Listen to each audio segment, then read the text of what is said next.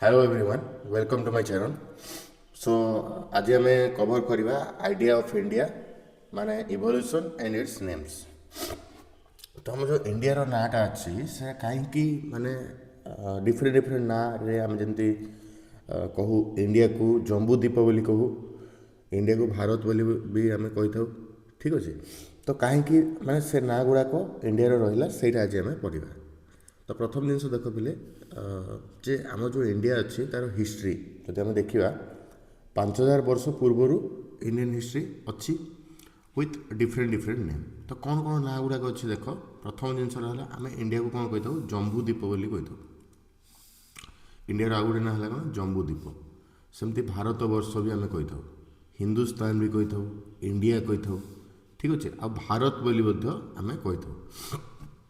तो कौन पाई ए ना गुड़ाक है से गोटे गोटे भी आम डिटेल कवर करवा। ठीक अच्छे, तो प्रथम देख पे जम्बूद्वीप बोली इंडिया को कहीं कहुए जदि आम वैदिक और बुद्धिस्ट टेक्स्ट जदि आम देखा बोले जम्बूद्वीप माने जम्बू प्लस द्वीप माने जो जगह एभेलेबिलिटी ऑफ जम्बू। जम्बू माने कौन, जम्बू माने रोज एप्पल, जम्बू माने रोज एप्पल। तो जो रोज एप्पल हिसाब रे या नाटा दिगला जम्बूद्वीप। ठीक अच्छे, आउ मेनली जदि आम देखा ना माने जम्बूद्वीप जोटा अच्छी से सेंट्रल मोस्ट सेक्रेड वन बोली कहुए। आउ यार कल्चरल सिग्निफिकेन्स जदि से दृष्टि जब आम देखा जम्बूद्वीप कहीं कहगला को माने देख बोले जम्बूद्वीप माने है habitat of human being. Habitat of human being, habitat of human being माने कौन, ये जगह धर्म जोटा अच्छे से प्राक्ट कराए कौटी जम्बूद्वीप। तो से आम आपको जम्बूद्वीप बोली देले माने कल्चरल सिग्निफिकेन्स जब आम देखा ता सहित देख जी स्पिरिचुअल और कल्चरल यूनिटी आम इंडिया रे पाइबा से या नाटा जम्बूद्वीप कहगला। एगेन देखो ये बहुत सारा आमर टेक्स्ट गुड़ाक अच्छी जमीक आम जाचु पुराण अच्छी, रामायण अच्छी, महाभारत अच्छी, एगुड़ाक जेनेराली आमर सैक्रेड टेक्स्ट भितर आसे। तो जेहेतु इंडिया जो जोग्राफी अच्छी से गोटे होलिस्टिक जोग्राफी, सैक्रेड जोग्राफी। ठीक अच्छे, यार फेथ मोरालिटी को नहीं कि इंडिया से या नाटा जम्बूद्वीप बोली दिगला। ओके, मुझे टे डिटेल एक्सप्लेन कर दूँ। जो तुम देख जोग्राफिकल हिसाब से जम्बू माने रोज एप्पल, रोज एप्पल।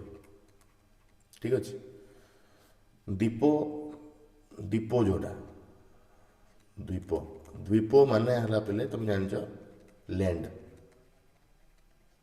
ठीक अच्छे, लैंड जे चारिड़े जलभाग थी मझे स्थलभाग थी माने लैंड मझे रहा सराउंडिंग रे तुम जदि वाटर रहा तमें द्वीप कहुए। तो प्रथम जिनस जेहेतु ये रोज एप्पल बहुत मिलूला आउ एटा गोटे द्वीप बोली कनसीडर कराला, बट द्वीप नुह उपद्वीप यहाँ आम समस्त जाने। तो से समय आपको जम्बूद्वीप ना दिगला। बट जदि आम कल्चरल सिग्निफिकेन्स देखा माने जेहेतु ये स्पिरिचुअलिटी आ कल्चरल यूनिटी को प्राक्ट कराए से या नाटा जम्बूद्वीप बोली दिगला। ओके, सो यहाँ है पे जम्बूद्वीप। एवं देख भारत वर्ष कहीं दिगला, भारत जो अच्छी पे सेरा जो राजा थे भरत, भरत ना रू भारत है। भरत मुनि किए, तुम जब महाभारत देखी थो माने टीवी तो दूची महाभारत, तो जो महाभारत देखी थो महाभारत पूरा स्टार्टिंग देखी थो से राजा दुष्मंत थे। ठीक अच्छे, आउ राणी थे शकुंतला। दुष्मंत और शकुंतला पुओ होचंदी भरत। तो तांको ना हिसाब रे मतलब जेहेतु से किंग थिले ए लैंड रो से ना हिसाब रे या नाटा भरत रु भारत करागला। ठीक अच्छे, ये जिनसा बहुत गुड़े पुराण में भी मेनसन होती जमी विष्णु पुराण अच्छी, महाभारत अच्छी, जमी मुझे कहली तुमको ऋग्वेद ये जिनस गुड़ा जो बुक गुड़ाक अच्छे ये टेक्स्ट रु तुम पाइपर जे भरत ना रू भारत हो। ओके, सेमती देख पे नेक्स्ट यार कल्चरल और पॉलिटिकल मीनिंग भी किसी अच्छी। ओके, तो sacred identity different different tribe रे जेहेतु हम देखा पाइबा से भी आपको भारत बोली कहुए। ଆଉ ଏଠି କଲଚରାଲ୍ ୟୁନିଟି ମିଳିବ, ଠିକ୍ ଅଛି।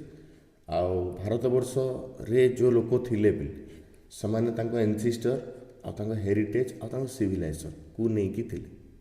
ଓକେ, ସୋ ସେଥିପାଇଁ ହୁଏତ ୟା ନାଁଟା ଭାରତ ହେଇଥାଇପାରେ। ବଟ୍ ଟେକ୍ସଟ ଯଦି ଆମେ ଦେଖିବା ହୋଲି ବୁକ୍ସ, ତାମାନେ ଭରତ ରାଜାଙ୍କ ନାଁରୁ ଭାରତ ହେଇଛି। ସେମିତି ଦେଖ ନେକ୍ସଟ ଆଉ ଗୋଟେ ନାଁ ଦିଆହେଇଛି କ'ଣ, ଆମର ହିନ୍ଦୁସ୍ତାନ। ତ ହିନ୍ଦୁସ୍ତାନ ଯେଉଁ ନାଁଟା ଅଛି ସେଟା ମେନଲି ଆମର ଦେଇଥିଲେ ପର୍ସିଆନ ମାନେ ଆଉ ଆରବିକ ମାନେ। ଯେଉଁମାନେ ପର୍ସିଆନ ଆଉ ଆରବିକ ଲାଙ୍ଗୁଏଜରେ ହିନ୍ଦୁସ୍ତାନ ମିନିଂ କ'ଣ, ହିନ୍ଦୁସ୍ତାନର ମିନିଂ ମତଲବ ହେଲା ହିନ୍ଦ, ଆଉ ସ୍ଥାନ ମାନେ ଲୋକେସନ୍, ଠିକ୍ ଅଛି। ସ୍ଥାନ ମାନେ ଲୋକେସନ୍। ତ ଯେଉଁ ହିନ୍ଦ ଅଛି ବୋଲି, ହିନ୍ଦ ଆସିଲା ପୁଣି କେଉଁଠୁ, ଆଗ କ'ଣ ହୋଇଥିଲା, ଯେତେବେଳେ ବି ଆମର ଯେଉଁ ଇଣ୍ଡିଆ ଯେତେବେଳେ ଅରିଜିନେଟ୍ ହେଲା ସେ ସମୟରେ ଇଣ୍ଡିଆର ଆମର ମତଲବ ଯେଉଁ ସିଭିଲାଇଜେସନ୍ ଷ୍ଟାର୍ଟ ହେଇଥିଲା ସିନ୍ଧୁ ସଭ୍ୟତାରୁ, ଠିକ୍ ଅଛି। ତାକୁ ଇଂଲିଶରେ ଆମେ କହୁଛୁ ଇନ୍ଦସ୍ ରିଭର ଅର ସିନ୍ଧୁ ନଦୀ, ଠିକ୍ ଅଛି। ତ ସିନ୍ଧୁ ଉପତ୍ୟକା ଯେଉଁଟା ଥିଲା, ସିନ୍ଧୁ ଉପତ୍ୟକା ଯେଉଁଟା ଥିଲା ଆମର, ସିନ୍ଧୁରୁ ୟା ନାଁ ହେଇଛି ହିନ୍ଦୁ, ସିନ୍ଧୁରୁ ହିନ୍ଦୁ। ତ ଯେଉଁମାନେ ସିନ୍ଧୁ ନଦୀ ପାଖରେ ମତଲବ ତାଙ୍କର ବସତି ସ୍ଥାପନ କରିଥିଲେ ସେମାନଙ୍କୁ ହିନ୍ଦୁ କୁହାଯାଉଥିଲା, ଠିକ୍ ଅଛି, ହିନ୍ଦୁ। ତ ହିନ୍ଦୁରୁ ଆସିଗଲା ହିନ୍ଦ, ଆଉ କଲେକ୍ଟିଭଲି ୟା ନାଁ ହେଇଗଲା ହିନ୍ଦୁସ୍ତାନ, ଠିକ୍ ଅଛି। ତ ବୁଝିପାରିଲ ତମେ, ମତଲବ ହିନ୍ଦୁସ୍ତାନ ମାନେ ହେଲା the land of Hind, the land of Hind.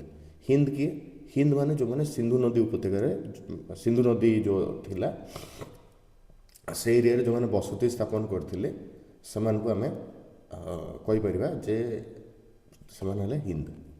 ତ ସେଇ ନାଁରୁ ଆମର ଏ ନାଁଟା ଆସିଛି। ତ ଦେଖ ୟାର କିଛି ହିଷ୍ଟ୍ରିକାଲ ୟୁଜ୍ ବି ଅଛି।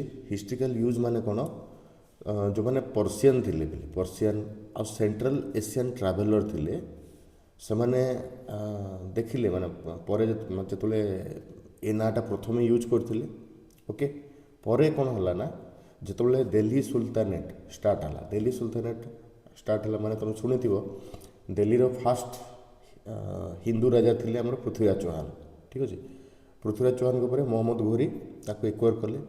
ମହମ୍ମଦ ଘୋରୀଙ୍କ ପରେ ନେକ୍ସଟ ଯଦି ଆମେ ଦେଖିବା କୁତବୁଦ୍ଦିନ ଆଇବାକ, କୁତବୁଦ୍ଦିନ ଆଇବାକ ପୁଣି କିଏ, ସେ ହେଲେ ମହମ୍ମଦ ଘୋରୀଙ୍କର ଜୋଇଁ, ଠିକ୍ ଅଛି, ମହମ୍ମଦ ଘୋରୀଙ୍କର ଜୋଇଁ। ତ କୁତବୁଦ୍ଦିନ ଆଇବାକ କ'ଣ କରିଥିଲେ, ସିଏ ଦିଲ୍ଲୀ ସୁଲତାନେଟ୍ ମାନେ ଆଫ୍ଟର ପୃଥ୍ୱୀରାଜ ଚୌହାନ ଆଣ୍ଡ ମହମ୍ମଦ ଘୋରୀ ସେ ଦିଲ୍ଲୀକୁ କଣ୍ଟ୍ରୋଲ କରିଥିଲେ। ତ ସେ ଗୋଟେ ବହୁତ ଭଲ ରୁଲର ଥିଲେ ପିଲେ। ତୁମେ ଶୁଣିଥିବ କୁତବ ମିନାର ଯେଉଁଟା ଅଛି ଦିଲ୍ଲୀରେ, କୁତବ ମିନାରଟା ମାନେ କୁତବୁଦ୍ଦିନ ଆଇବାକ ସିଏ ଷ୍ଟାର୍ଟ କରିଥିଲେ, ବନେଇଥିଲେ ସେ। ତ ଯେଉଁ ଦିଲ୍ଲୀ ସୁଲତାନେଟ୍ ଅଛି ଯେତେବେଳେ ଆସିଲା, କିମ୍ବା ଯେତେବେଳେ ପରେ ମୋଗଲ ମାନେ ଏକ୍ୱାର କଲେ, এই ସମୟରେ ଏ ନାଁଟା ହିନ୍ଦୁସ୍ତାନଟା ମାନେ ଆଡ଼ପ୍ଟ ହେଇଗଲା। ଆଗରୁ ପର୍ସିଆନ ମାନେ ୟୁଜ୍ କରୁଥିଲେ, ସେଣ୍ଟ୍ରାଲ ଏସିଆ ଟ୍ରାଭେଲର ୟୁଜ୍ କରୁଥିଲେ, ପରେ ସେ ନାଁଟା ସେଟା ଆଡ଼ପ୍ଟ ହେଇଗଲା, ଠିକ୍ ଅଛି। ସୋ ଯଦି ଆମେ କହିବା, ଯଦି ହିଷ୍ଟ୍ରିକାଲ ୟୁଜ୍ ବି ନର୍ଥ ଇଣ୍ଡିଆ ଯେଉଁ ରହିଲା, ନର୍ଥ ଇଣ୍ଡିଆ ମାନେ ଯେଉଁଟାକି ସ୍ପେସିଆଲି ଇଣ୍ଡୋ ଗାଙ୍ଗେଟିକ୍ ପ୍ଲେନ୍ସ ଅଛି, ସେ ଏରିଆରେ ମେନଲି ହିନ୍ଦୁସ୍ତାନ ବେଶୀ ୟୁଜ୍ କରାଯାଏ, ଓକେ। ସୋ ଏଇଟା ହେଲା ପିଲେ ଜାଣିଲ ତୁମେ। ଏବେ କଲଚରାଲ୍ ଇମ୍ପାକ୍ଟ ଗୁଡ଼ାକ କ'ଣ କ'ଣ ଅଛି, ହିନ୍ଦୁସ୍ତାନର କଲଚରାଲ୍ ଇମ୍ପାକ୍ଟ କ'ଣ ଅଛି। ତ ଯେଉଁ ନାଁ ଅଛି ଆମର ହିନ୍ଦୁସ୍ତାନ, ସେଟା ଡିଫରେଣ୍ଟ କଲଚର, ପର୍ସିଆନ ଆର୍ଟ ଆଉ ଯେତିକି ଆର୍କିଟେକ୍ଚର ଅଛି, ଯେତିକି ଲାଙ୍ଗୁଏଜ୍ ଅଛି, ସେ ସବୁ ଗୁଡ଼ାକୁ ମାନେ ରେଫର କଲା।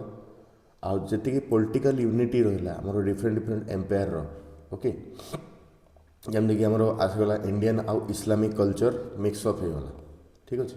ଏସବୁ ଜିନିଷ ସିମ୍ବଲାଇଜ୍ କରେ ନେମ୍ଟା। ସୋ ଏଇଟା ତୁମେ ଜାଣିଲ। ନେକ୍ସଟ ନାଁଟା ଦେଖିବା କ'ଣ, ନେକ୍ସଟ ନାଁ ହେଲା ଉତ୍ତର ପଥ ଆଉ ଦକ୍ଷିଣ ପଥ।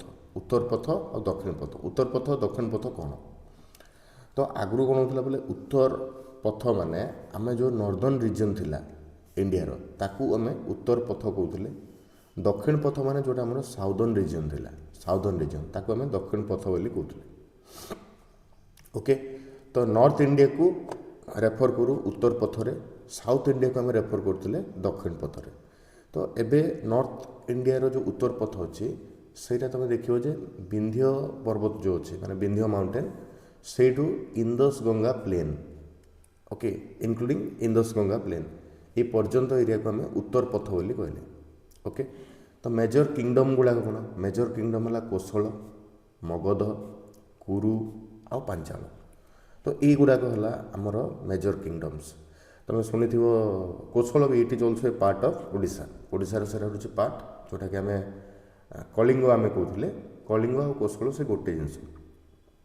ତୁମେ ଶୁଣିଥିବ ବର୍ତ୍ତମାନ ୱେଷ୍ଟର୍ଣ୍ଣ ଓଡ଼ିଶାରେ ପ୍ରାୟ ସମସ୍ତେ ଲାଗିଛନ୍ତି ଗୋଟେ ନୂଆ ଷ୍ଟେଟ୍ କରିବା ପାଇଁ, ଯେଉଁ ତା ନାଁଟା କୋଶଳ ଦେବେ ବୋଲି କହୁଥିଲେ। ଠିକ୍ ଅଛି, ଏଇ ଯେଉଁ ରିଜନ୍ ଥିଲା ଆମର ଯେଉଁଟା ସ୍ପେଶାଲି ୱେଷ୍ଟର୍ଣ୍ଣ ଓଡ଼ିଶା ଯେଉଁଟା, ସେଇ ରିଜନ୍ଟାକୁ ଆମେ, ସେଇଟା ପୁଣି କିଛି ପାର୍ଟ ଅଫ୍ ଛତିଶଗଡ଼, ସେଇ ଏରିଆକୁ ଆମେ କୋଶଳ ବୋଲି କହିଥିଲୁ। ଓକେ, ମେନଲି ପ୍ରାଇମେରିଲି ଓଡ଼ିଶା ଭିତରୁ ହିଁ ବିଲଙ୍ଗ କରୁଥିଲା କୋଶଳଟା। ଓକେ, ତ ଏଇଠି ମେନଲି କ'ଣ ହେଉଥିଲା? ଏଇଠି ମେନଲି ଆମର ଆର୍ଯ୍ୟ ସିଭିଲାଇଜେସନ୍, ଯେଉଁମାନେ ଆର୍ଯ୍ୟମାନ ଯେଉଁମାନେ ଥିଲେ ତାଙ୍କ ସିଭିଲାଇଜେସନ୍ ଏଠି ଗ୍ରୋଥ୍ ହେଇଥିଲା, ବେଦିକ କଲଚର୍ ଡେଭଲପ୍ ହେଇଥିଲା ଏଠି, ଆଉ ଯେତିକି ପଲିଟିକାଲ ଏଣ୍ଟର ନର୍ଥ ସାଇଡ଼୍ରୁ ହିଁ ହେଇଥିଲା। ଯେମିତିକି ତୁମେ ଦେଖ ପାଟଳିପୁତ୍ର ରହିଲା, ହସ୍ତିନାପୁର ରହିଲା, ଠିକ୍ ଅଛି, ଏସବୁ ଯାକ ନର୍ଥ ଇଣ୍ଡିଆରେ ଆମେ ଦେଖିବା ପାଇଁ ପାଇବା। ଓକେ, ତ ଏଇଠି ଫେମସ୍ ଟ୍ରେଡ୍ ରୁଟ୍ ବି ଥିଲା, ଯେମିତିକି ତାକୁ ଆମେ ଫେମସ୍ ଟ୍ରେଡ୍ ରୁଟ୍କୁ ଆମେ କହୁଛୁ ଉତ୍ତର ପଥ। ଉତ୍ତର ପଥ ସେଣ୍ଟ୍ରାଲ ଏସିଆ ଆଉ ସେ ଏରିଆ ଗୁଡ଼ାକ ସେ ଟ୍ରେଡ୍ ରୁଟ୍ ତା'ର ଥିଲା। ଓକେ, ଏବେ ନେକ୍ସଟ ଦେଖ ଦକ୍ଷିଣ ପଥ କ'ଣ? ହ୍ୱାଟ୍ ଇଜ୍ ଦକ୍ଷିଣ ପଥ? ଦକ୍ଷିଣ ପଥର ମାନେ ହେଉଛି ବୋଲେ ସାଉଥ୍ ରିଜିଅନ୍କୁ ଆମେ ଦକ୍ଷିଣ ପଥ କହିଲେ। ତ ସାଉଥ୍ ରିଜିଅନ୍ରେ କ'ଣ କ'ଣ ଅଛି? ସାଉଥ୍ ରିଜିଅନ୍ରେ ତୁମେ ପାଇବ ବିନ୍ଧ୍ୟ ପର୍ବତ। ଓକେ, ବିନ୍ଧ୍ୟ ପର୍ବତ। ସୋ ପ୍ରେଜେଣ୍ଟ ଡେରେ ଆମେ ତାକୁ ଡେକାନ୍ ପ୍ଲାଟୁ କହୁଛୁ, ଆଉ ଯେଉଁଟାକି ସାଉଥ୍ ଇଣ୍ଡିଆରୁ ବିଲଙ୍ଗ କରେ।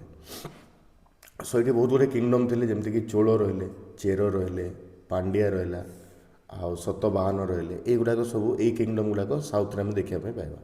ଓକେ, ସୋ ଏଠି ଦ୍ରାବିଡ଼ିଆନ୍ ଲାଙ୍ଗୁଏଜ୍ ଥିଲା, ତା ସହିତ ଡିଫରେଣ୍ଟ ଟେମ୍ପୁଲର ଆର୍କିଟେକ୍ଚର ତୁମେ ପାଇବ, ଯେମିତି ମୁଁ ଲାଷ୍ଟ ଭିଡ଼ିଓରେ କହିଲି ରାମେଶ୍ୱରମ୍ ଟେମ୍ପୁଲ ରହିଲା। ସେମିତି ଏଠି ମେଇନଲି ଟ୍ରେଡ୍ ହେଉଥିଲା ମେରି ଟାଇମ୍ ଟ୍ରେଡ୍। ମେରି ଟାଇମ୍ ଟ୍ରେଡ୍ ମାନେ ସମୁଦ୍ର ଆଡ଼ୁ ଜେନେରାଲି ଏଇଟା ଟ୍ରେଡ଼ିଂ ଚାଲିଥିଲା। ତ ଦକ୍ଷିଣ ପଥର ଯାହା ବି ରୁଟ୍ ଥିଲା ସେଇଟା ମେନଲି ଇକୋନୋମିକ୍ ଆଉ କଲଚରାଲ ଏକ୍ସଚେଞ୍ଜ ଲାଗି ସେ ରୁଟ୍ଟା ବନିଥିଲା। ଓକେ, ଆଉ ଏହାର ଡିଫରେଣ୍ଟ ସିଗ୍ନିଫିକାନ୍ସ ବି ଅଛି। ସିଗ୍ନିଫିକାନ୍ସ ଗୁଡ଼ାକ କ'ଣ? ଦେଖ, ଉତ୍ତର ପଥ ଆଉ ଦକ୍ଷିଣ ପଥ ଯେଉଁଟା ଅଛି ବିଲେ ସେଇଟା ଜୋଗ୍ରାଫିକାଲ ଡାଇଭରସିଟି କ୍ରିଏଟ୍ କରୁଥିଲା। ମାନେ ଆମେ ଜେନେରାଲି ଏବେ ଯେଉଁ କହୁଛେ ନର୍ଥ ଇଣ୍ଡିଆ ସାଉଥ୍ ଇଣ୍ଡିଆ, ସେଇ ଉତ୍ତର ପଥ ଉତ୍ତର ପଥ ଦକ୍ଷିଣ ପଥ ସେଇଠୁ ବର୍ତ୍ତମାନ ଡାଇଭରସିଟି ହେଇକି ବର୍ତ୍ତମାନ ପର୍ଯ୍ୟନ୍ତ ଆମେ କହୁଛେ north India south India, but actually India ହେଉଛି ଗୋଟେ। ଠିକ୍ ଅଛି, ବଟ୍ ଏଇଟା ଡାଇଭରସିଟି ଅଛି, ଏଜ୍ ବାଇ ଦ କଲଚର୍ ହେଇପାରେ, ଡାଇନେଷ୍ଟି ହେଇପାରେ, କିମ୍ବା ତୁମର ଆଉ କିଛି ଫେଷ୍ଟିଭ୍କୁ ନେଇକି ହେଇପାରେ, କିମ୍ବା ୱେ ଅଫ୍ ଲାଇଫଷ୍ଟାଇଲ୍ ହେଇପାରେ। ତ ତାକୁ ଆମେ ସେଇ ହିସାବରେ ଡାଇଭରସିଟି କ୍ରିଏଟ୍ କଲେ। ସୋ ଡିଫରେଣ୍ଟ ରୁଟ୍ ଅଛି, ଯେଉଁ ରୁଟ୍ରୁ କି ଆମର ଟ୍ରେଡ୍ ହେଉଛି, ମାଇଗ୍ରେସନ୍ ହେଉଥିଲା, କଲଚର୍ ହେଉଥିଲା, ଏସବୁ ଜିନିଷ ଆମେ ଦେଖିବା ପାଇଁ ପାଇଲେ। ଓକେ, ସୋ ଏବେ ଦେଖ କହିଲେ ଏସବୁ ତ ଗଲା, ଏସବୁ ଯାକ ଆମର ଯେମିତି କମନ୍ ନେମ୍, ଯେମିତିକି ଧରିନିଅ ତୁମ ଘରେ ଜଣେ ତୁମକୁ ନିକ୍ ନେମ୍ ଡାକୁଛି। ଓକେ, ତ ନିକ୍ ନେମ୍ରେ ଜଣେ ତୁମକୁ, ଯେମିତିକି ମୋର ନିକ୍ ନେମ୍ ହେଲା ବିକି, ମୋତେ ଘରେ ବିକି ଡାକନ୍ତି, ବଟ୍ ତାର ମାନେ ନୁହେଁ ଯେ ଅଫିସିଆଲ୍ ନେମ୍ ରେ ସେ ନେମ୍ଟା ୟୁଜ୍ ହେବ। ତ ପ୍ରତ୍ୟେକ କଣ୍ଟ୍ରିର କିଛି ନା କିଛି ଅଫିସିଆଲ୍ ନେମ୍ ଥାଏ, ଯେଉଁ ଅଫିସିଆଲ୍ ନେମ୍ଟାକୁ ଗ୍ଲୋବାଲି ରେକଗ୍ନାଇଜ୍ କରାଯାଏ। ସେମ୍ ଜିନିଷ ଯଦି ଆମେ ଦେଖିବା ଏଠି ଆମ ଯେଉଁ କଣ୍ଟ୍ରି ରହିଲା, ଆମ କଣ୍ଟ୍ରିର ଗୋଟେ ଅଫିସିଆଲ୍ ନେମ୍ ଅଛି, ଯେଉଁଟାକି ଆମେ ବହୁତ ଗୁଡ଼ିଏ ଗ୍ଲୋବାଲ୍ କଣ୍ଟ୍ରିକୁ ଆମେ କହିଲେ ଯେ ତୁମେ ତାକୁ ରେକଗ୍ନାଇଜ୍ କର ଏଜ୍ ଆନ୍ ଅଫିସିଆଲ୍ ନେମ୍। ତ କ'ଣ ସେଗୁଡ଼ାକ ଆମର କନଷ୍ଟିଟ୍ୟୁସନ୍ ଯେଉଁ ଅଛି, ସମ୍ବିଧାନ, ସେଇଠି ଅଲରେଡ଼ି ଲେଖାଯାଇଛି। ତ ଇଣ୍ଡିଆର ଦୁଇଟା ହେଉଛି ନେମ୍ ଯେଉଁଟାକି ଅଫିସିଆଲ୍ ନେମ୍। ଯେମିତି ମୋତେ କି ଯଦି ସପୋଜ୍ ନେମ୍ ପଚାରେ ତ ମୁଁ କହେ କ'ଣ, ସୌମ୍ୟେଶ୍ୱର ପଟ୍ଟନାୟକ, ତ ଏଇଟା ହେଉଛି ମୋର ଅଫିସିଆଲ୍ ନେମ୍। ଠିକ୍ ଅଛି, ଅଫିସିଆଲ୍ ନେମ୍ ଏଇଟା। ତ ସେମିତି ତମ ଲାଇଫ୍ରେ ବି ସେମିତି ଥିବ ବୋଲି, ତମ ନିକ୍ ନେମ୍ ଥିବ, ତମର ମାନେ କ'ଣ ସ୍କୁଲ କଲେଜ କିମ୍ବା ଅଫିସିଆଲ୍ ନେମ୍ ବି ତମର ଥାଇପାରେ। ଓକେ, ତ ସେମିତି ଇଣ୍ଡିଆର ଦୁଇଟା ହେଉଛି ଅଫିସିଆଲ୍ ନେମ୍, ଗୋଟେ ହେଲା ଇଣ୍ଡିଆ ଆଉ ଗୋଟେ ହେଲା ଭାରତ।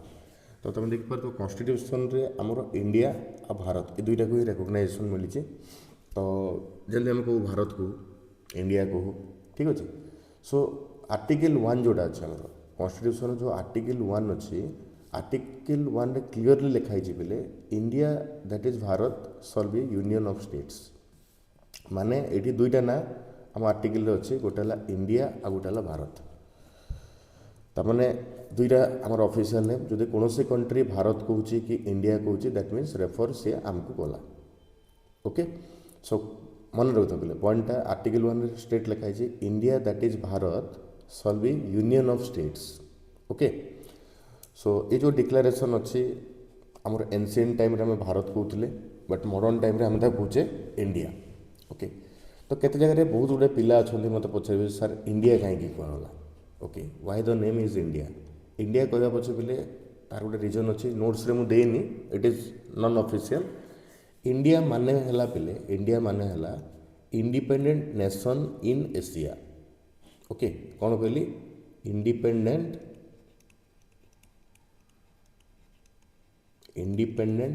नेशन इन एशिया ठीक अच्छे इंडिपेंडेंट नेशन इन एशिया तो इंडिया जो फास्ट टाइम स्वाधीन होता एशिया रे ठीक अच्छे एशिया रे सेमती बहुत सारा कंट्री भी थे जोटा कि तुम जानथ माने इंग्रेज माने किंबा पोर्तुगीज माने एकोर करके रखी तो इंडिया जो स्वाधीन है जेहेतु इंडिया गोटे बहुत बड़ कंट्री थी तो से तार नाटा चूज कराला इंडिया सर्ट फॉर्म है इंडिया बट फुल फॉर्म है independent nation in Asia independent nation in Asia मन रखी था बोले बट ये कौन जगार माने नोट्स रे मुझे तुम लिखिपर एग्जाम किसी असुविधा नहीं सो देख ये जो इंडिया अच्छी बोले आम नाटा जो इंडिया अच्छे यहाँ इंदस रिवर माने जो सिंधु नदी रू डेराइव ओके सो ग्रीक माने प्रथमे आपको ना देले इंदोस ठीक अच्छे इंदस रिवर माने इंदोस बोले से कहते INDOS इंदस रोमान माने ताको इंडिया बोली कहले ठीक अच्छे सो जितेबाला ये जो रिवर अच्छी रिवर ना एक्चुअली थी इंदस रिवर इंदस रु इंडिया होगा ठीक अच्छे सो एमती कि बहुत सारा यूरोपियन ट्राभेलर जो मैंने आसिले से कॉलोनियल पावर एस्टाब्लिश कले इंडिया रे सो आमर जो मॉडर्न पॉलिटिकल कि इंटरनेशनल आइडेंटिटी अच्छी इंडिया रो से हिसाब से बनीगला इंडिया नाटा होगा सो भारतर ना कौन why the name is Bharat already मुझे तुमको कही जे भरत राजा ना रे भारत है गोटे एनसीएंट नेम ठीक अच्छे तो आमर जो एनसीएंट सिविलाइजेशन आइडेंटिटी अच्छी ताकू सिम्बलाइज करे भारत ओके कल्चरल कंटिन्यूटी भी भारत कंटिन्यू करे ठीक अच्छे इंडिया रो डिफरेंट ट्रेडिशन अच्छी स्पिरिचुआलिटी अच्छी मोराल फिलोसफी अच्छी से सब जगह को भी रेफर करे भारत ओके आ डीपली आम जो कह आम जो इंडियन हेरिटेज अच्छी कि सेल्फ परसेप्शन अच्छी सेटा को रेफर करे भारत सो पहले जड़े ना देछि हमको इंडिया आम चूज आम आम ऑफिशियल नेम थिला भारत ठीक अच्छे तो बहुत जगह कॉन्फ्लिक्ट भी आसे जगह जे आम देखी लास्ट टाइम किसी मोमेंट भी थिला जे we have to change our name from India to Bharat so ये जिनस को मुझे एक्सेप्ट करे कहीं एक्सेप्ट करे तार रिजन कौच देख बोले जिते ग्रीक और रोमान से माने इंडिया बोले ना देले ठीक अच्छे करेक्ट ठीक अच्छे जड़े आमको ना देची बट आमर जो कल्चर अच्छी मेनली आमर कल्चर कि आमर हेरिटेज जहाँ कि रहा से सब जो देखा माने एक्चुअली ता नाटा भारत हवा निहाती दरकार ओके बट एग्जाम रे सब जिन लिखनी कहीं सीधा कथा ये सब जो लिखुच बोले मार्क आसेनी तो जहाँ अच्छी सब्जेक्ट रे तुम सिलेबस रे ताकू ही लिखापी ट्राए कर ठीक अच्छे सो एबे ये जिन गुड़ाक सरला एबे देखिए आम सिम्बोलिक यूनिटी कौन ओके सिम्बोलिक यूनिटी माने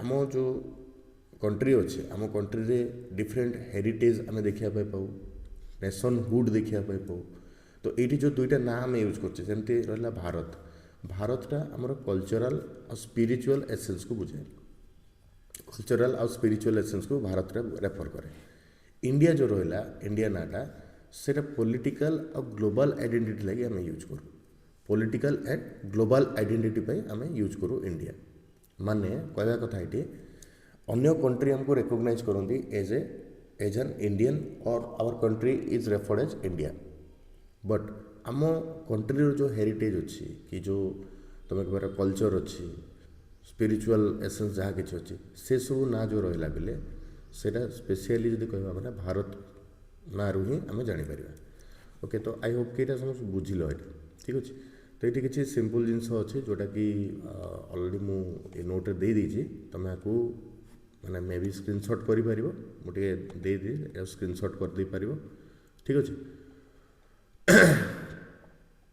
ओके स्क्रीनशॉट करदे तो ऑलरेडी टॉपिकटा आमर आज कवर होला पे आम नेक्स्ट टॉपिक रे पुणी कवर करवा 2.3 जोटा अच्छे इवोल्यूशन ऑफ इंडियन कल्चर जोटा अच्छे से केमती इवोल्यूट है ता विषय आम डिटेल कवर करवा नेक्स्ट वीडियो रे सो आई होप कि वीडियो भल लगी जदि भल लगा ताले प्लीज लाइक्स करो शेयर करो और सब्सक्राइब करो सो आज ये बोले थैंक यू आ जदि पारुच मोर जो सिलेबस कवर करी चल एग्जाम बहुत नियर अच्छे मे भी किसी पिलांकर एग्जाम बोधे थर्ड सेम्र कौन यूनिवर्सिटी हो बट आम जो यूनिवर्सिटी अच्छे आम यूनिवर्सिटी एवं पर्यंत एग्जाम स्टार्ट है 5 तारिख रु स्टार्ट हे समस्त को मो तरफ ऑल द बेस्ट भलसे पढ़ बहुत भल रिजल्ट कर ठीक अच्छे सो पुणी देखा नेक्स्ट वीडियो थैंक यू।